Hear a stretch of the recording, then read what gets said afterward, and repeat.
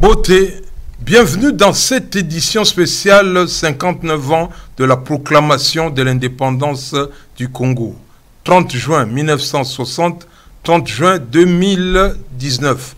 Ici Paris, notre premier ministre élu très démocratiquement, Patrice Emery Lumumba, est à l'honneur dans ce grand studio et magnifique studio qui appartient à un fils digne de la République démocratique du Congo. C'est son fils Guy Patrice Lumumba qui est l'invité de l'émission L'Europe parle aux Congolais. C'est pour un hommage à Patrice Emery Lumumba à travers les souvenirs vécus par Guy Patrice Lumumba, des souvenirs de ses amis politiques de son père et les souvenirs de sa mère, de la mère de Guy Patrice Lumumba. Losako Tikaye Asalaye, c'est le peuple congolais dans ses droits de peuple à disposer d'eux-mêmes. Notre Momekano, jeu concours, $100 à gagner.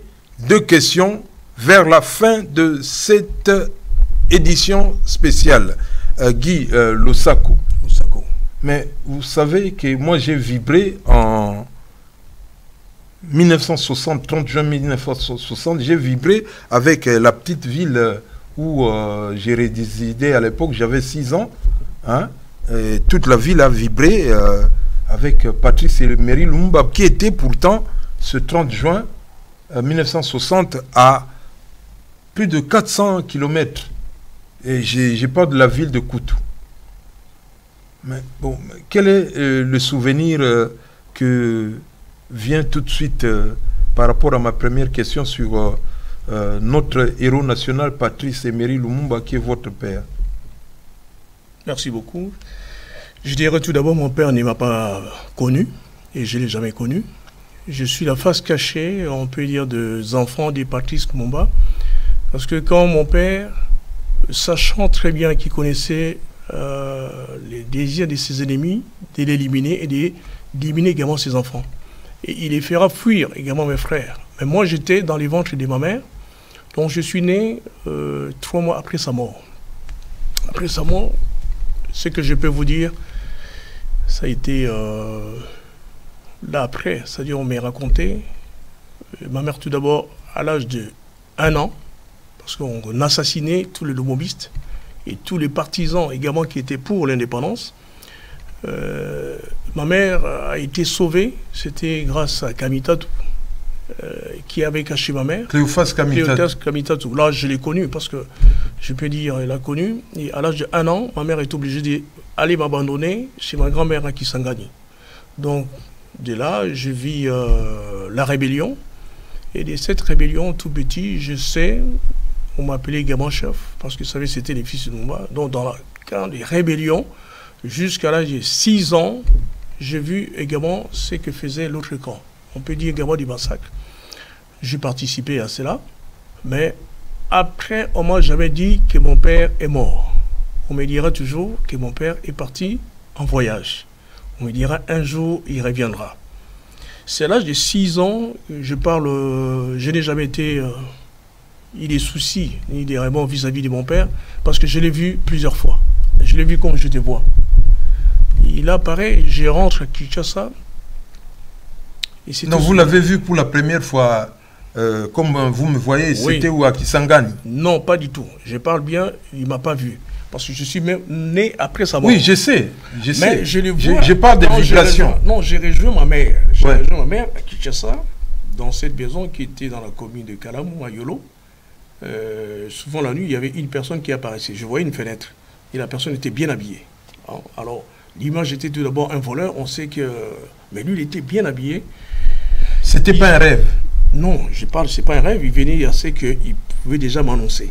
Hein? Et jusqu'à ce qu'un jour, je dis à ma mère, il y a une personne que je vois chaque fois la nuit. J'ai dit, c'est un voleur. Hein, à telle fenêtre. Parce que la fenêtre était là. Et la nuit, il m'a fait en faire ce que je puisse dormir avec elle. Et quand je dis, la personne est là, il dit, décris-moi la personne. Je décrivais. Il était en costume, il portait des lunettes autres. Et un jour, avec les reins. Un jour, la journée, on était assis avec ma mère, et je dis à ma mère, il est là. C'était au salon, je dis, il est là. Ouais. Ma mère me dit, qui était? J'ai dit, mais la personne qui apparaît, il est là. Donc j'ai dit, il a préparé pour que je le vois comme toi. Donc c'est Fuanger, il disparaissait à un moment quand j'assistais, ne me parlait pas. Mais excusez-moi de vous interrompre, cher invité Guy Patrice Lumumba, il y a un scientifique ivoirien qui s'appelle Klapopo, qui a écrit un livre sur ce genre d'apparition. Il a intitulé, je crois, Vibration. Il vit en ce moment en Martinique, et moi j'ai été en conférence avec lui le 1er juin 2019. Et vous pouvez continuer. Alors un jour, comme à l'époque on vendait des photos des hommes politiques, j'étais avec ma mère, on venait de la cité administrative qui était à Pont-Gabi. Et j'insiste à ma mère, achète cette photo. Il me dit pourquoi? Je dis, c'est cette personne. Achète la photo. Donc il achète la photo, elle achète. On arrive à la maison, les soirs, parce que chez nous, les parents ne parlent jamais aux enfants, directement. Alors, il y avait les tantes qui étaient là, ils disent, il y a cet enfant qui me parle tout le temps de son père, je sais. Mais là, il m'a montré maintenant la photo, achète. J'achète et je dis, écoute, les costumes préférés qu'il sort, souvent c'est ça. Et c'est là, j'apprends, ma mère m'a dit, c'est ton père, il a été assassiné. Ne parle jamais, on va te tuer. Parce qu'à l'école, on me donne un faux nom. Non, tu portais un faux nom. Je portais le nom de mon grand-père maternel. Et je portais également à l'école, je disais, mon père était pêcheur, parce que mon oncle était pêcheur. Mais à l'époque, à Kinshasa, tous les enfants, leurs parents travaillaient dans l'administration. Tu vois. Et j'avais honte. J'ai dit, bon, je vais quand même prendre la photo pour montrer que mon père n'est pas vraiment pêcheur. Et j'amène la photo en cachette. Et en classe, donc je montre. Alors tous les enfants étaient là pour dire, mais écoute, il est en costume. J'ai dit, c'est mon père, j'étais fier. Les moniteurs viennent dire, qu'est-ce qu'il? J'ai dit, c'est mon père. Alors il prend la photo. Il me dit, bon, je vais les rendre à ta mère. Parce que je crois que l'instituteur voulait aussi savoir, mais cet enfant ne ment pas. Mais Lumumba, il connaît, est-il son fils, alors que je porte un autre nom? C'était vraiment des grands pleurs, parce que je savais, ma mère me l'avait interdit. Et il rentre à la maison, 3 jours après, c'est-à-dire l'instituteur ne venait pas, parce que j'ai guetté tout le temps, s'il venait. Un jour, je jouais, j'arrive, je le vois, ma mère avec l'instituteur. Donc, il vient rendre la photo. À partir de ces moments-là, j'ai quitté cette école pour aller à l'internat pendant 6 ans. Il y a interdiction de parler à qui que ce soit. Mais, à l'école, les prêtres étaient au courant. Il était au courant, il dit, c'est les fils Lumumba. Mais maman dit, je viens pour les cacher, afin que personne ne soit au courant de ça. Voilà comment j'ai pu apprendre que c'était mon père. Avec ces vibrations dont je parlais tout à l'heure, qui sont scientifiquement expliquées par le professeur ivoirien Klapopo. Hein, je vais vous donner le titre de ce livre-là. Bon, et donc c'est en ce moment-là, à l'âge de 6 ans, que vous avez su que vous êtes le fils de Patrice Emery Lumumba. Je l'ai su, mais comme c'était interdit, je n'en parle pas. Mais rien, je venais pendant les vacances. Et à l'âge de 12 ans, quand j'ai mon certificat, les gens ont fait les certificats, j'étais présent. Alors je dis à l'instituteur, je veux que tu mettes le nom Lumumba. Alors, il me pose la question, c'est les noms que tu veux? Je dis oui. Or, on ne peut jamais changer, un enfant ne peut jamais changer les noms. Ouais. Mais comme ils étaient tous au courant, il dit, écoute, ça lui fait plaisir, nous mettons son nom. Donc à l'âge de 12 ans, il met le nom Lumumba certificat. On prend les bus des prêtres, on arrive dans la capitale, et ma mère m'attendait, tous les parents attendaient. Elle était très fière, il me pose la question si j'ai eu mon certificat. Je dis oui. Il dit, montre-moi. Je sors, il ouvre la valise, dès qu'il a vu les noms Lumumba, la fermé, il m'a pris tout de suite. C'est-à-dire, elle a eu peur. Elle a eu peur. Elle est partie. On n'a pas vu longtemps. Elle est partie me confier à ma famille paternelle en me disant, cet enfant, je ne veux pas la garder. Il a pris votre nom. Si quelque chose lui arrivait, vous devez le garder. Bon, ça c'est deuxième. C'est à partir de là, je dis moi-même que je vais reprendre le nom Lumumba. Mais il arrive... je les voyais, mais je vais dire encore, pour la première fois, mon père vient me donner un message. Là, c'était en 2004. Parce qu'au niveau des élections, je parle toutes ces années, parce que j'ai rencontré des amis de mon père, j'ai rencontré comment Kassavou était nommé président, il n'a pas été élu, tous les coulisses, comment mon père a été tué, hein, les assassins, autres, moi, on me l'a dit, et j'ai pu rencontrer un de ces assassins, la personne qui a découpé en Belgique. Un Belge? Oui, un Belge. Il y a même aujourd'hui, il y a les parties de mon corps, les porcs de mon père, qui se trouvent en Belgique. Et j'ai demandé, ils vont me les restituer d'ici quelques mois. Là, je parle de messages, parce que souvent, dans les songes, je vois mon père, mais il ne m'a jamais parlé. Ouais. Mais il est venu me parler en 2004. Et vous étiez incarcéré arbitrairement d'une manière barbare. Donc il est venu vous parler dans votre cellule. Il est parti, il est venu me parler. Tout d'abord, j'ai dit en 2000, les premières élections de 2000, on peut dire 5, j'étais candidat à la présidentielle. Mais avant, c'est-à-dire ces élections, nous avions eu ici l'ambassadeur Eddie Angoulou, qui était là. Et dans les camps qu'on appelle des nationalistes, donc j'avais écrit Eddie Angoulou, j'ai dit je dois voir Kabila parce que nous sommes de même camp. J'ai dit, je l'ai bien dit. Mais vous parlez de Kabila, Laurent Désiré. Non, pas Laurent, je parle de Joseph. J'ai dit, il n'est pas instruit, il ne pourra pas faire un débat et il ne pourra pas, parce que je sais en face, il aura Bemba. Hein? Il n'est pas assez qualifié pour faire un débat. C'est ça que j'écris. Je vois tout le monde était silencieux parce qu'il y a eu un complot. On doit aller aux élections en disant nous sommes des Lumumbistes. Tu comprends? Qu'il y ait un fils de Lumumba, c'est un sérieux rival. Donc il faut tout faire pour pouvoir l'écarter, les tuer. Même je connais tous ces complots. Tu comprends? Ils ont fait. Je suis vivant. Hein, ils les savent, ces comploteurs, moi aussi je les connais. Donc j'arrive au pays, j'ai ma carte d'électeur, je suis parti à Bandundu. Parce qu'on peut parler de ces pays, les seuls pays où c'est très dangereux pour nous, c'est notre propre pays. Les enfants de sont très en danger. On n'a jamais osé en parler, j'en parle aujourd'hui. On va m'arrêter. J'étais les gens qui se disaient des amis qui m'ont fait arrêter. Et j'étais à la prison de... Makala? Non, pas Makala. Avant tout, c'est pour te faire effrayer. On me dit comme quoi je dois l'argent à quelqu'un, ici en France, mais la personne me porte plainte là-bas. Parce que j'ai commencé déjà à distribuer mes documents, hein, en disant je serai candidat, et mon projet, parce que moi j'ai pu dire, comme je suis resté au pays, je parle lingala, je parle swahili, je parle tétela, donc je suis quinois, hein, par rapport à mes frères qui sont partis en 1960, qui rentrent en 1993, et ils sont des étrangers, ils ne connaissent pas les pays. Ils n'ont pas d'amis d'enfance, ils n'ont pas d'amis des quartiers, ils n'ont pas d'amis, tu comprends? Ils ne parlent pas les lingala comme je parle, parce que c'est à ce moment-là. Oh, ils étaient chez le président égyptien. Égyptien. C'est là qui fait également, pour beaucoup, quand ils m'entendent parler, je dis non, je suis congolais comme vous, j'ai vécu la même vie que vous, sous la dictature de Mobutu, je vivais comme tout le monde, j'allais à l'école comme tout le monde.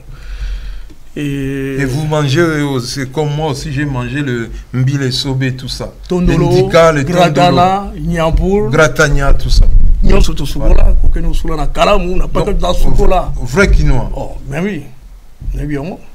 Donc c'est, on a tout ébi. Donc je parle un peu de ce que je sais. Ouais.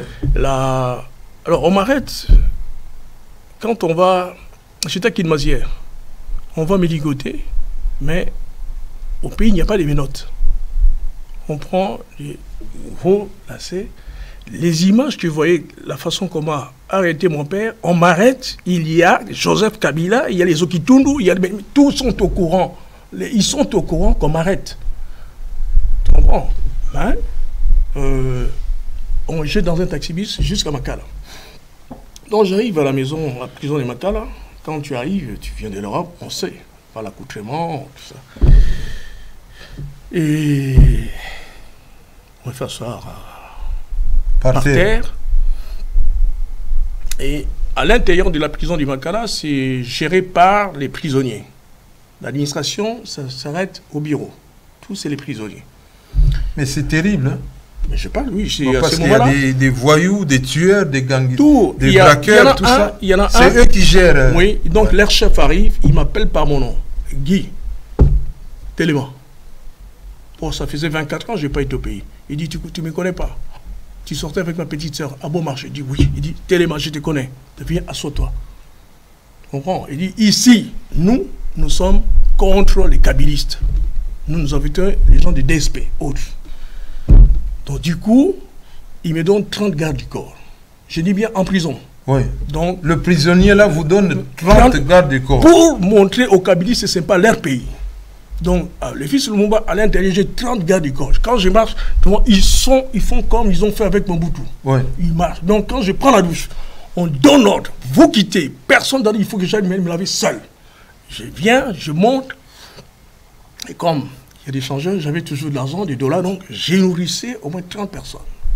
Donc, à ceux qui m'ont arrêté, ils ont dit on les fera souffrir, mais là-bas en prison, je suis devenu les présidents. Donc le chef m'appelait déjà les présidents. C'était pendant la campagne. Tu comprends?